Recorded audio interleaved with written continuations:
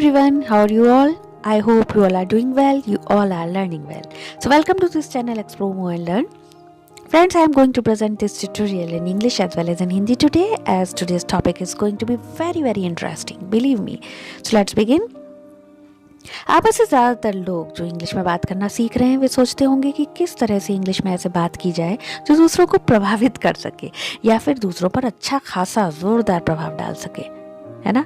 तो आज मैं आपको बता दूं, यदि आप अपनी इंग्लिश में प्रोवर्ब्स यानी मुहावरों का सही प्रयोग करें तो आप लोगों पर अच्छा खासा प्रभाव डाल सकते हैं।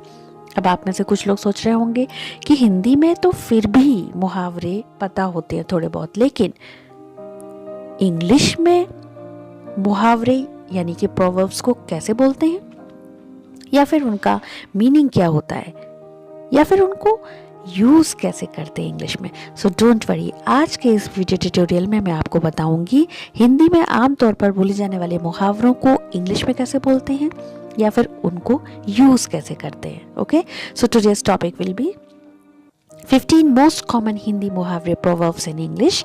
Use them to create impression on others. तो शुरू करने से पहले मैं आपको याद दिला दूं, अगर आपने इस चैनल को अभी तक सब्सक्राइब नहीं किया है तो आप इस सब्सक्राइब बटन को दबाकर सब्सक्राइब कर सकते हैं।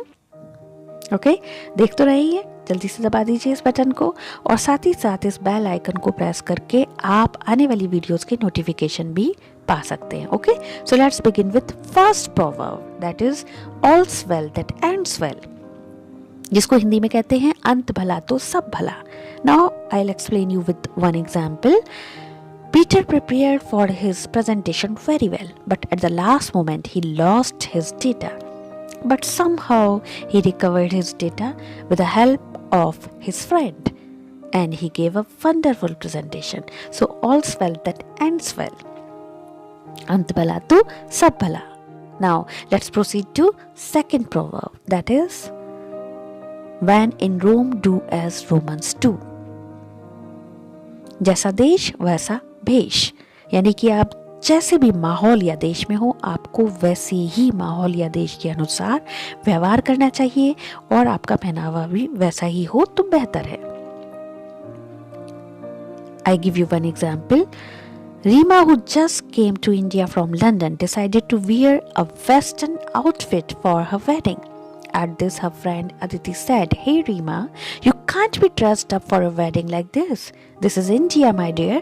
So when in Rome, do as Romans do." Next proverb, a drop in the ocean. ऊंच के मुंह में जीरा, यानी बहुत अधिक में कुछ थोड़ा होना. Only one piece of chocolate was like a drop in the ocean among 3 kids. Chocolate का एक पीस 3 बच्चों के बीच में ऊंट के मुंह में जीरा के समान था. Next proverb, avarice is root to all evils, लालच बुरी बला है. Now I explain you with example. Sohail saw a wallet lying on the road. As he ran to pick it, he met with an accident and injured himself. Avarice is root to all evils. Sohail ने सड़क पर पड़ा हुआ बटुआ देखा और वो उसको उठाने के लिए दौड़ा. नतीजा, उसका एक्सीडेंट हुआ और वो बुरी तरह से घायल हो गया. लालच बुरी बला है. Next proverb, as you sow so shall you reap, जैसा बोओगे वैसा काटोगे. Peter kept on playing during his examination days and he didn't study. As a result, he couldn't write his answer and failed. As you sow, so shall you reap. Peter अपनी examination time के दौरान खेलता रहा, उसने पढ़ाई नहीं की. नतीजा ये हुआ कि वह फेल हो गया. जैसा बोओगे वैसा काटोगे. Next proverb, A burnt child dreads the fire. दूध का जला छाछ भी फूक फूक कर पीता है. Once Rita met with an accident while crossing the road. Now, whenever Rita crosses the road, she is always very careful. एक बार रोड क्रॉस करते समय रीता का एक्सीडेंट हो गया। अब जब भी रीता रोड क्रॉस करती है वह बहुत सावधानी बरतती है।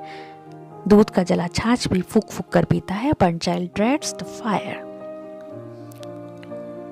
माइट इज राइट, जिसकी लाठी उसकी भैंस। In spite of no vacancy in this company, our leader's son got the job. Might is right. हालांकि इस कंपनी में कोई वैकेंसी नहीं थी, फिर भी हमारे नेताजी के पुत्र का नौकरी पक्का हो गया।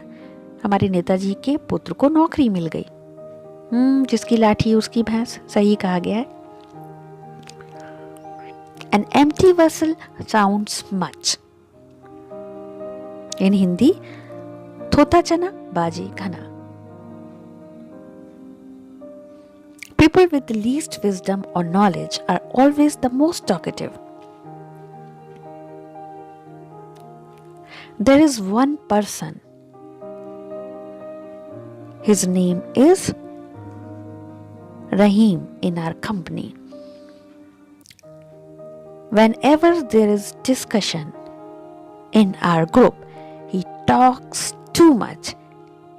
He talks more than requirement. It seems as if an empty vessel sounds much. It seems he tries to prove himself. So people with least wisdom or knowledge are always the most talkative. Tota chana baje ghana.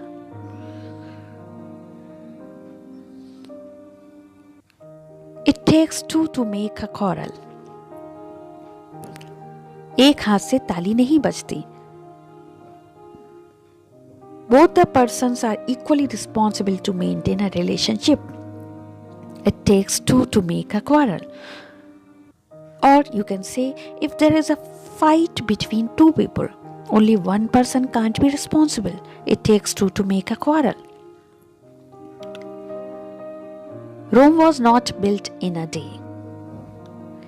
हथेली पर सरसों जमाना. It's not easy to qualify medical exam. You have to work hard. Rome was not built in a day. यदि आप चाहें कि आप medical की परीक्षा एक दिन में पढ़कर क्वालिफाई कर सकते हैं तो भूल जाइए, हथेली पर सरसों नहीं जमाई जाती. So you can say Rome was not built in a day. Birds of same feather flock together. In Hindi, चोर चोर मौसेरे भाई. Meaning is, people who have similar characters or interests, especially ones of which you disapprove, spend time with each other. Raju and Ravi spent time with each other during their examination days. They become very good friends as both of them help each other for cheating. Birds of same feather flock together. A bad workman blames his tools. नाच ना आवे आंगन टेढ़ा. Example, Salim lost the match and said that he could score well if his shoes had not been tight. Salim match हार जाने पर बोला कि वह बहुत अच्छा स्कोर कर सकता था अगर उसके जूते टाइट ना होते. यानी कि यदि कोई व्यक्ति किसी कार्य में असफल हो जाता है तो वह उसका दोषारोपण किसी अन्य चीज पर करता है बजाय यह स्वीकार करने के कि गलती उसी की थी. So this is called a bad workman blames his tools. Barking dogs seldom bite. In Hindi, जो गरजते हैं वो बरसते नहीं. Meaning is, people who make themselves appear threatening rarely do any harm. For example, Mr. Lal threatens his employees often to fire them for a single mistake, but he never does so.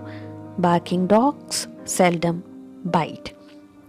Mister Lal अक्सर अपने employees को धमकाते रहते हैं कि यदि उन्होंने एक भी गलती करी तो मिस्टर लाल उन्हें कंपनी से बाहर निकाल देंगे, लेकिन वो ऐसा कभी करते नहीं हैं. सही कहा गया है, जो गरजते हैं वो बरसते नहीं है. So barking dogs seldom bite. I hope you all are understanding them. मैंने आपको इंग्लिश और हिंदी दोनों में समझाने की कोशिश की है. यदि आप कहीं पर भी नहीं समझे तो उसको वहीं वीडियो को पॉज करके रिवाइंड करके देख सकते हैं. Okay, so let's proceed. As a king so are the subjects. In Hindi, जैसा राजा वैसी प्रजा. The quality of the people in a family or a team depends a lot on the quality head of the family or captain of the team. For example, if the captain of any team is not sincere, then what can you expect from other teammates? They will also do the same as their captain does. अगर किसी team का captain ही insincere हो तो आप बाकी team से क्या expect करेंगे, क्योंकि टीम भी अपने कैप्टन को ही फॉलो करती है. So as a king so are the subjects.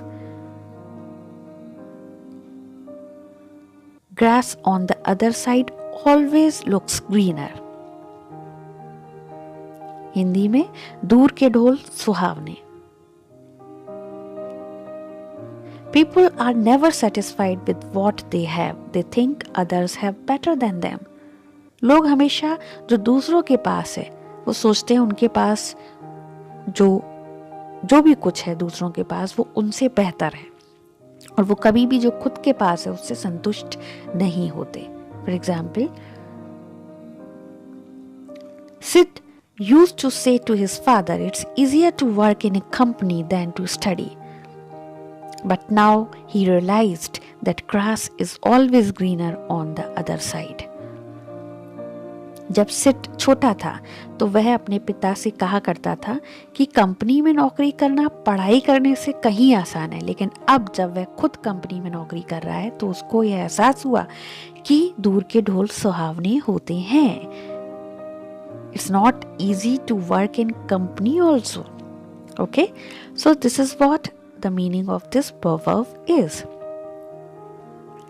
I hope you all liked this video tutorial. If you have liked, then subscribe this channel and don't forget to press like also.